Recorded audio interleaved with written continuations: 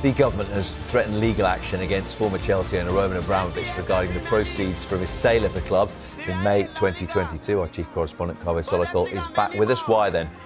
Well, look, if you remember 3 years ago, Chelsea were very, very close to going out of business because their owner, Roman Abramovich, was sanctioned by the UK government because they alleged that he had close ties to the Russian president, Vladimir Putin, and Russia had just invaded Ukraine again.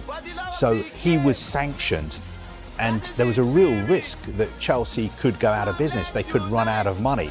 But the government gave Roman Abramovich a special license to allow him to sell Chelsea, but under the understanding that the proceeds from the sale of Chelsea would go to humanitarian causes in Ukraine.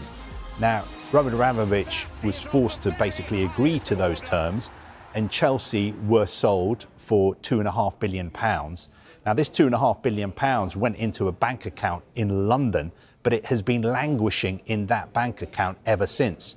Now, Roman Abramovich can't access that money, but legally the money belongs to him. And what he is saying through his lawyers, and what he said at the time, was that he wanted the money to go to all the victims of the war in Ukraine. So that would mean some of the money could end up going to Russia. Now, that is unacceptable for the UK government. The UK government's position is that the money can only go to the victims of the war in Ukraine.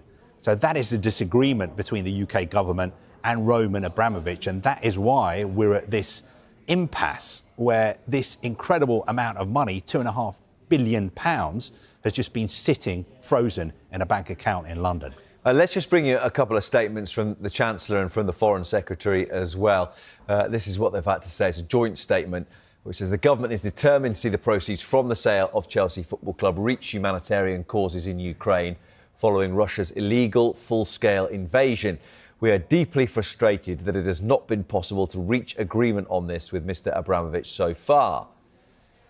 While the door for negotiations will remain open, we are fully prepared to pursue this through the courts if required to ensure people suffering in Ukraine can benefit from these proceeds as soon as possible. So that is Rachel Reeves and David Lammy releasing that statement.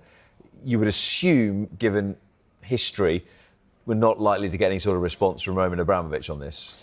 No, I mean, he speaks very, very rarely. I think he has given one interview for a book that's coming out this summer about what happened at Chelsea and the takeover 3 years ago. But perhaps Roman Abramovich is just playing the long game because legally the money still belongs to him, although he can't access it. Maybe he thinks that in the future we're going to have a situation where there is peace in Ukraine. Maybe a peace deal will be agreed. Maybe the sanctions on him would be lifted, and then the climate would change and he could access that money again. And also, he's in a difficult situation politically because obviously he's Russian and he's alleged to have close ties to the Russian president, Vladimir Putin. So perhaps he's being put under pressure to make sure that the £2.5 billion does not end up going to Ukraine. All right, Kaveh, thank you very much for the moment. Let's get a little bit more on this, because we've also heard this morning from the Secretary of Defence, John Healey, who further outlined the government's reasoning for potentially taking Abramovich to court. This is part of the frozen assets connected with the Russian state and those who are, like Abramovich, very closely related to the Russian state.